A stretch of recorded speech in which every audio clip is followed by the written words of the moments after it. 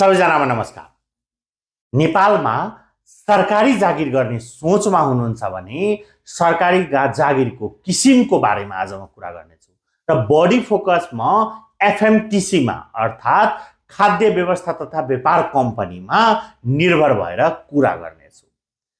सरकारी जागिरतर्फ निजामती लोकसेवा अन्तर्गतको एउटा र लोकसेवा लिने अर्को संगठित संस्थानको 106 वटा र तेस्रो सुरक्षा निकाय, अन्य शिक्षक सेवा, टियु सर्भिस कमिसन भनेर हुने गरेको छ।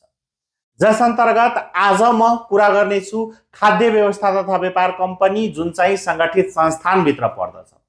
संगठित संस्थानभित्र 106 वटा सार्वजनिक संस्थानले हरेक वर्ष विज्ञापन गर्ने गरेको हुन्छ र उक्त विज्ञापन अन्तर्गत खाद्य व्यवस्था तथा व्यापार कम्पनी जसलाई हामी पुरानो खाद्य संस्थान भनेर चिन्छौं नि त्यसले पनि गर्ने रहेको। र तपाई यदि सरकारी जागिरमा म आनन्दले काम गरेर मजाले सरकारी जागिर गरेर र राम्रो संगठित संस्थान खाद्य व्यवस्था तथा व्यापार कम्पनीमा कार्य गर्छु, चौथौं, पाँचौं, छैठौं र सातौं तहसम्मको तयारी गरेर म आफ्नो वृद्धि विकास गर्छु भनेर सोच्दै हुनुहुन्छ भने एफएमटीसीले पनि हरेक वर्ष विज्ञापन गर्ने गरेको हुन्छ।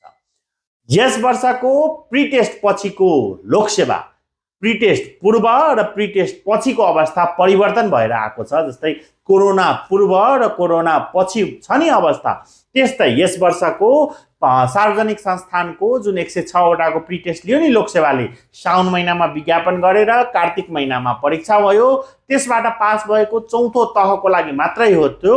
त्यसपछि विभिन्न विज्ञापनहरू भइरहेका छन् जस अन्तर्गत सार्वजनिक संस्थानको नेपाल राष्ट्र बैंकको ठूलो विज्ञापन आयो, नेपाल टेलिकमको विज्ञापन भइसकेको छ जसको फारम भर्ने समय छ, कर्मचारी सञ्चय कोष, नागरिक लगानी कोष, एसएसएफ, त्यस्तै डीजीसीएफ हरूका विज्ञापनहरू पनि खुलिसकेको जानकारी तपाईलाई होला। अबको समयमा खाद्य व्यवस्था तथा व्यापार कम्पनीको पनि विज्ञापन हुन्छ।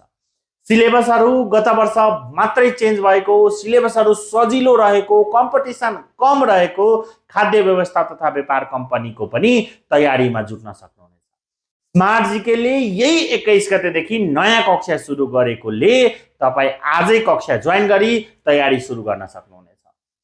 स्मार्ट जीकेले संगठित संस्थानको 1 वर्ष कोर्स पनि गर्ने गरेको हुन्छ जसले गर्दा तपाई एडमिसन गराएर तयारीमा जुट्न सक्नुहुनेछ। विज्ञापन आइसकेपछि तपाईको तयारी एउटा रफ्तारमा रहेको हुन्छ, तपाईको नाम निस्किने चान्स बढी हुन्छ।